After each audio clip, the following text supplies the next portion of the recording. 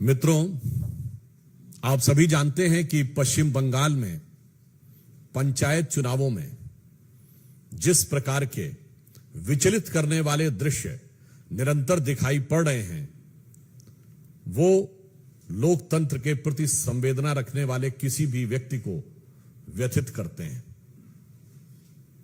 हिंसा का जो तांडव दिखाई पड़ रहा है, ये कष्टकारक है, दुखद है और मन में आक्रोश भरने वाला है। बंगाल की वह भूमि जहां कभी रविंद्र संगीत सुनाई पड़ता था, आज बम के धमाके सुनाई पड़ते हैं। भद्रलोक के विमर्श के लिए विख्यात वह भूमि आज हिंसा का तांडव देख रही है।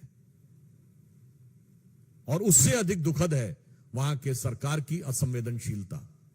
भारतीय जनता पार्टी के कार्यकर्ताओं पर जिस प्रकार के हिंसक और प्राणघातक हमले हो रहे हैं, 25 से 30 ऐसी घटनाओं की तो हम लोगों के पास सूची है जिसमें गंभीर रूप से हमारे कार्यकर्ता घायल हुए हैं और उनके ऊपर प्राणघातक हमले हुए हैं।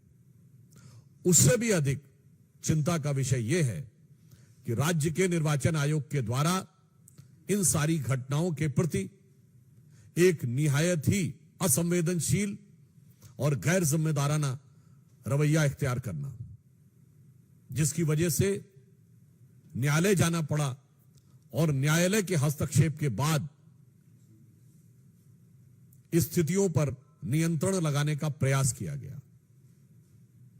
पश्चिम बंगाल की सरकार, पश्चिम बंगाल की पुलिस जिस प्रकार से बर्ताव कर रही है, यह देश के लोकतांत्रिक और चुनावी इतिहास में एक बहुत काला अध्याय है।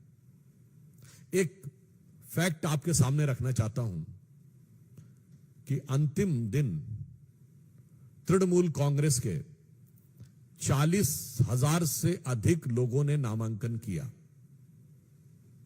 और पश्चिम बंगाल में 341 ब्लॉक हैं। 4 घंटे के अंदर यदि 40,000 से अधिक लोग नामांकन करते हैं केवल 341 ब्लॉक में, और इसमें तो अन्य भी दलों के लोगों ने नामांकन किया है अंतिम दिन, ऐसा तो नहीं है कि सिर्फ तृणमूल कांग्रेस ने किया है, लेफ्ट ने भी किया है, कांग्रेस ने भी किया है, हमने भी किया है। यानी औसतन एक व्यक्ति के नामांकन का समय 2 मिनट के आसपास आता है। अब व्यवहारिक दृष्टि से समझा जा सकता है कि सरकार और राज्य की चुनाव आयोग के दिशा निर्देश में काम कर रही चुनावी मशीनरी कितनी ईमानदारी से काम कर रही है। यदि एक नामांकन पत्र को सरसरी नजर से भी देखना हो कि उसके अंदर कोई गलती नहीं है, तो वो 2 मिनट में नहीं देखा जा सकता। 5, 7, 8 मिनट तो आपको देखने में लगते हैं। इसके बावजूद इस गति से हुए नामांकन ये दर्शाते हैं कि सरकार किस प्रकार से व्यवस्था को हाथ में लिए है। और मैं पूछना चाहता हूं, जो लोग कहते थे कि democracy is almost finished in India, तो I want to ask them a categorical question that the level of violence which is been witnessed in West Bengal, the democracy is flourishing और इट इज वैनिशिंग। ये लोकतंत्र का उद्भव दिख रहा है या तिरोभाव दिख रहा है? और जिस प्रकार से नामांकन की प्रक्रिया का मैंने उदाहरण बताया, क्या ये लोकतंत्र का उपहास नहीं है?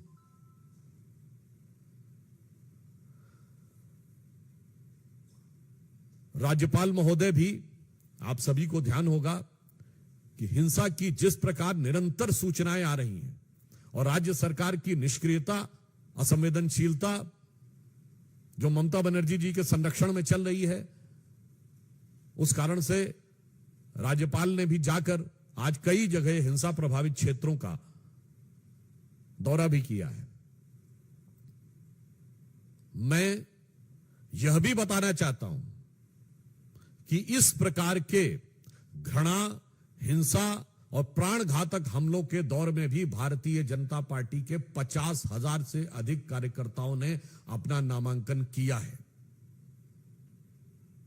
यानी इन प्रतिकूल परिस्थितियों में भी भारतीय जनता पार्टी के कार्यकर्ता पूरी दृढ़ता के साथ, साहस के साथ उस जुल्म और ज्यादती को सहते हुए लोकतंत्र की लड़ाई लड़ने के लिए आगे बढ़ रहे हैं।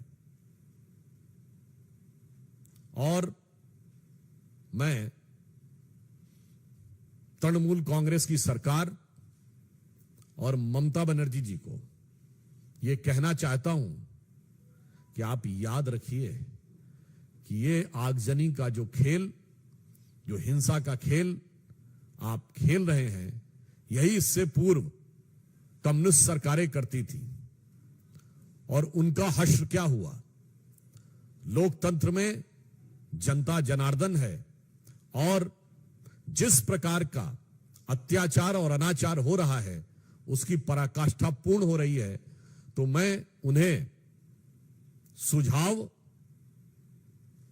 और आगाह करते हुए यह कहना चाहूंगा कि जो अटल जी की कविता की पंक्ति थी कि चिनगारी का खेल बुरा होता है, चिनगारी का खेल बुरा होता है, औरों के घर में आग लगाने का सपना अपने घर में ही अक्सर खरा होता है।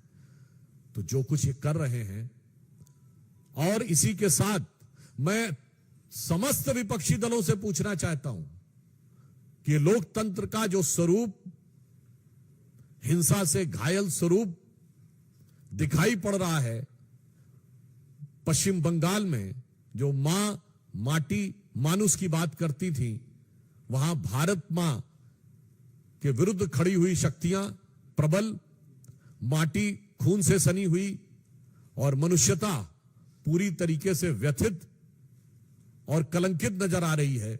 उसके बाद भी किसी विपक्षी दल को इसके लोकतंत्र में कोई समस्या नजर नहीं आ रही।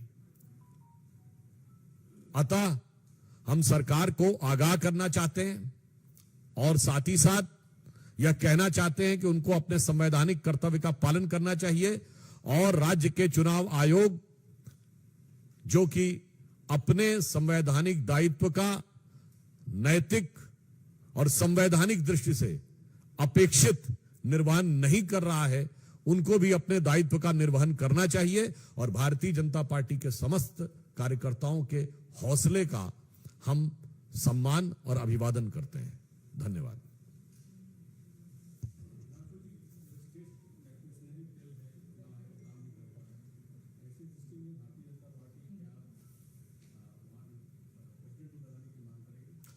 देखिए, चुनाव की प्रक्रिया चल रही है और आप सभी को विदित है कि चुनाव की प्रक्रिया के समय चुनाव आयोग के ही निर्णय सर्वोपरि होते हैं। इसीलिए मैंने चुनाव आयोग यानी राज्य के चुनाव आयोग को से यह अपेक्षा की है कि वो अपने संवैधानिक दायित्व का नैतिकता के साथ पालन करें।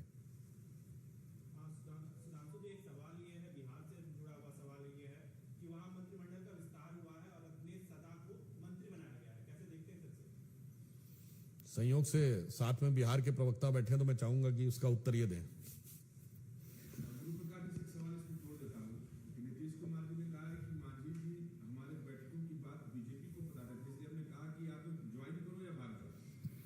नहीं, देखिए, हमें ये समझने की आवश्यकता है, आज बिहार में जो महागठबंधन का स्वरूप है वो शुद्ध रूप से पिछड़ा विरोधी है, दलित विरोधी है, गरीब विरोधी है, शोषित विरोधी है। आखिर क्या कारण है कि इन्हीं नीतीश कुमार जी के साथ उपेंद्र कुशवाहा जी, उनके स्वाभिमान के साथ समझौता हो रहा था।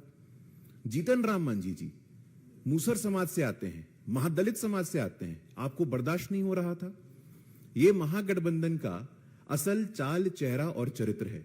जो नीतीश कुमार जी आजकल दिल्ली का दौरा लगा रहे हैं, आप बिहार में तो अपनी सरकार को संभाल के रख नहीं पा रहे हैं। और जो विजुअल्स हमारे सामने आए हैं, आप जिस मंत्रिमंडल शपथ ग्रहण की बात कर रहे थे, वरिष्ठ नेता हैं रत्नेश सदा जी, महादलित समाज से आते हैं, तेजस्वी जी के पैर छू रहे हैं। यह संवेदनशीलता की पराकाष्ठा है।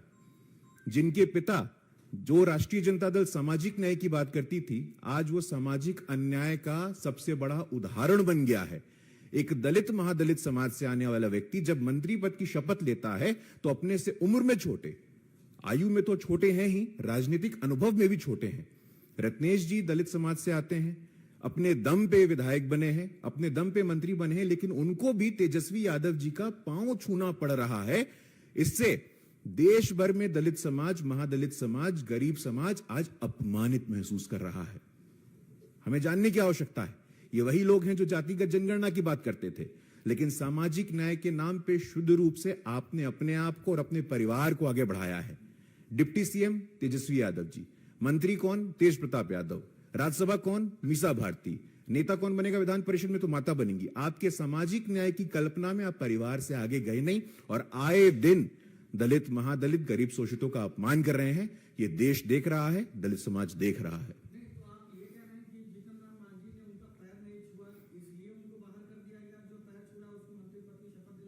देखिए, तो देश देख रहा है, देश देख रहा है कि मंत्रिमंडल शपथ ग्रहण समारोह में किस प्रकार से पहली बार जो व्यक्ति मंत्री बन रहा है, तेजस्वी जी की आयु क्या है, राजनीतिक आयु क्या है, कितना जानते हैं वो।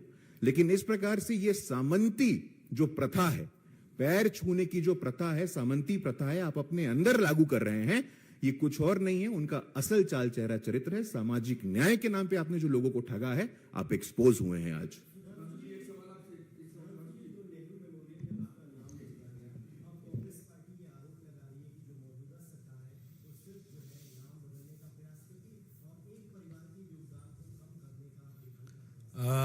मुझे इस बात को लेकर बड़ा आश्चर्य है और थोड़ा मैं क्षुब्ध हूं। कांग्रेस के कितने नेताओं ने जाकर नेहरू मेमोरियल देखा है? क्या अंदर जाके देखा? किस तरह की अवस्था में वो पहले था? मतलब जिसे आम बोलचाल की भाषा में कहते हैं ना कि धूल फांक रहे थे। आज किस तरीके से व्यवस्थित करके, मैं नेहरू जी के ही पोर्शन की बात कर रहा हूं, नेहरू जी से जुड़ी चीजों के बारे में जिस प्रकार से व्यवस्थित करके, मॉडर्न स्वरूप में एडवांस टेक्नोलॉजी का यूज करके उसका डिजिटल डिपिक्शन, यानी डिजिटल टेक्नोलॉजी के द्वारा उनके उस पूरे स्वरूप को व्यवस्थित रूप में रखने का कार्य किया है। क्या किसी ने जाके देखा? बगैर देखे ही बोलने लगते हैं। मैं यह भी याद दिलाना चाहता हूं, श्री नरेंद्र मोदी जी की सरकार जब आई थी 2014 में, तो नेहरू जी की 125वीं वर्ष था। पूरे मान सम्मान के साथ वो 125वां वर्ष मनाया गया था और उस समिति के अध्यक्ष उस समय के हमारे गृह मंत्री राजनाथ सिंह जी थे। और मुझे समझ में नहीं आता है कांग्रेस को अपने नेताओं से क्या समस्या है? ये बताइए, एक परिवार की बात करते हैं तो कोई इंदिरा जी से प्रॉब्लम है क्या? इंदिरा जी का भी तो उसमें पूरा व्यवस्थित रूप से दिखाया गया है कार्यकाल का। राजीव जी से कोई समस्या है क्या? या लाल बहादुर शास्त्री जी के प्रति थोड़ा कम हो तो समझ सकते हैं, नरसिम्हा राव जी के प्रति आपके मन में कटुता हो समझ सकते हैं, पर ये इंदिरा जी, राजीव जी से क्या समस्या है? मुझे समझ में नहीं आता है कि कांग्रेस के नेता अपने नेताओं के प्रति, मतलब मोदी जी के विरोध में वो अपने नेताओं का अपमान करने में नहीं चूकते हैं। सरदार पटेल की इतनी बड़ी मूर्ति बनी है, आज तक बताइए कोई कांग्रेस का नेता गया हो वहां? विश्व की सबसे बड़ी मूर्ति नेताजी सुभाष चंद्र बोस की मूर्ति इंडिया गेट पे लगेगी तो विरोध में खड़े हो जाएंगे। और वहां पर यदि इंदिरा जी, राजीव जी, लाल बहादुर शास्त्री जी,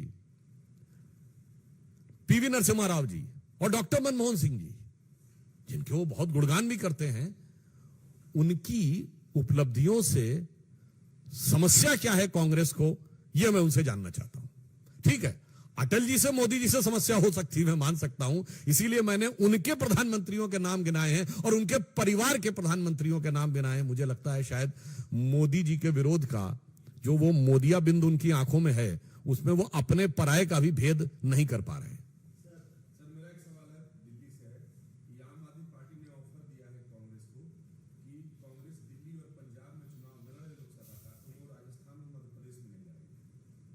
अब देखिए, दोनों एक दूसरे को ठेलते हुए कहां तक पहुंचे हैं, ये उनके ऊपर है। आम आदमी पार्टी की पालकी ढोकर सत्ता की दहलीज कांग्रेस ने पार कराई थी और फिर ऐसा पार कराया आम आदमी पार्टी ने कि वो पूरी रियासत ही चली गई उनके हाथ में। तो जो है कहावत होती है ना, दोनों एक दूसरे को ठेलते हुए कब कूप में गिरने की कोशिश करेंगे, तो उस पर मुझे लगता है दोनों का अंदरूनी मामला है, हमें कोई टिप्पणी करने की आवश्यकता नहीं।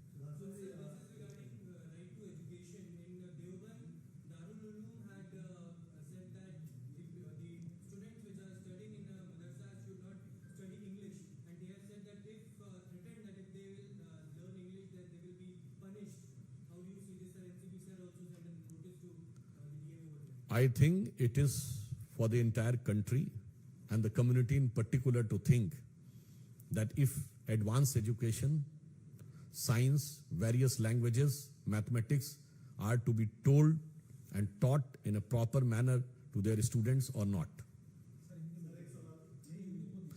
देखिए, इस तरह के आरोप लगाने वालों के लिए मैं कहना चाहता हूं संपूर्ण देश और समुदाय विशेष दोनों के लिए कि क्या वो नहीं चाहते कि उनके बच्चे आधुनिक शिक्षा, विज्ञान, गणित, भिन्न भिन्न भाषाओं, इनके बारे में उन्हें जानकारी मिलनी चाहिए अथवा नहीं। तो मुझे लगता है कि अपने बच्चों के भविष्य को लेकर उन्हें स्वयं इस पर विचार करना चाहिए।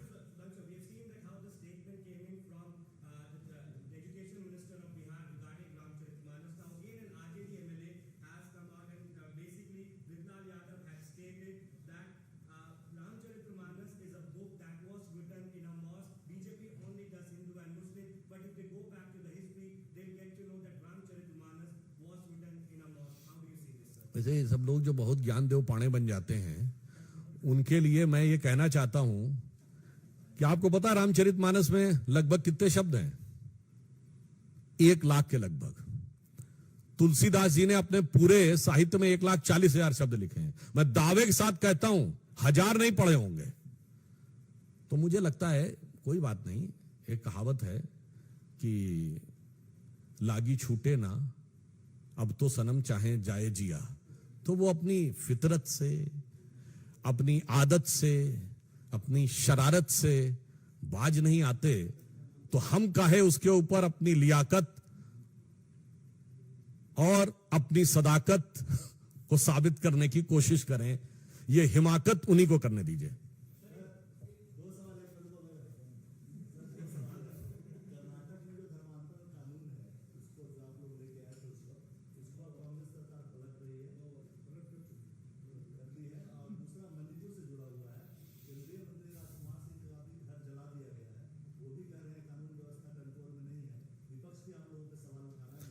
देखिए, मणिपुर के विषय के ऊपर केंद्र सरकार पूरी सतर्कता और संवेदनशीलता के साथ नजर भी रखे है और हर संभव प्रयास कर रही है। आपको याद हो कि जैसे ही ये मणिपुर की हिंसा शुरू हुई थी, केंद्रीय गृह मंत्री आदरणीय अमित शाह जी कर्नाटक के चुनाव का प्रचार छोड़कर सीधे मणिपुर पहुंचे थे और वहां पर जाकर बैठक भी ली थी। और जो आपने दूसरा प्रश्न किया, मैं सिर्फ ये कहना चाहूंगा कि धर्म को राजनीति से जोड़ना और राजनीति के चश्मे से धर्म को देखने का जो प्रयास है विपक्षी दलों का, उनको इससे बाज आना चाहिए।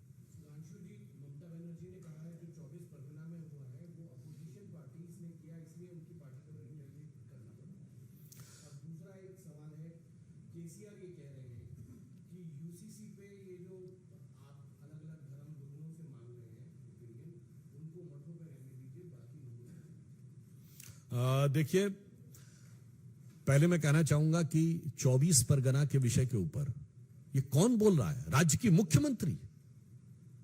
राज्य की मुख्यमंत्री यदि उनके वक्तव्य को सही माना जाए कि तथा कथित रूप से विपक्षी दल यानी हमारे लोग कार्रवाई कर रहे हैं, तो उनके वर्कर्स को रिटेलिएट करना पड़ रहा है, तो उनकी पुलिस क्या कर रही है? भजन कर रही है क्या वहां?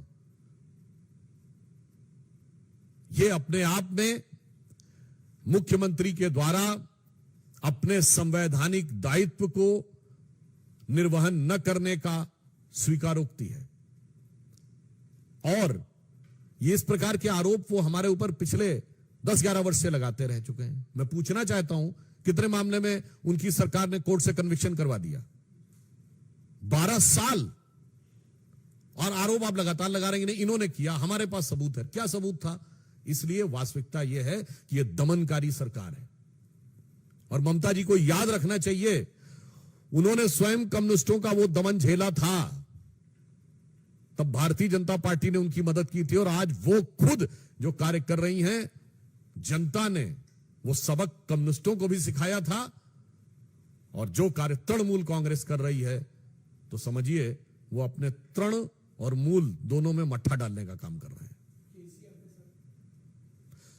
देखिए, जो उन्होंने कहा, देखिए यूसीसी की जहां तक बात है, अनेक राज्यों ने इसके ऊपर अपना निर्णय लिया है। विधि आयोग ने यदि अपनी किसी कार्रवाई के तहत कोई सुझाव मांगे हैं, तो ये एक सामान्य वैधानिक और प्रशासनिक प्रक्रिया है, इसमें किसी को कोई आपत्ति नहीं होनी चाहिए। और जहां तक उन्होंने धर्म गुरुओं की बात कही, तो हम ये कहना चाहेंगे कि ये तो वो पार्टियां हैं जो सबसे ज्यादा किसी पर्टिकुलर मजहब के लोगों के सामने जाके कदमबोसी भी करते हैं, सिजदा भी करते हैं और समर्थन भी मांगते हैं। और आज से नहीं मांग रहे हैं, 40 साल से मांग रहे हैं, भिन्न भिन्न। मतलब मैं उनकी पार्टी नहीं थी 40 साल से, मगर गोत्र तो वही है ना, इसलिए मैंने बोला। लेटेस्ट खबरों के लिए सब्सक्राइब करें हमारा YouTube चैनल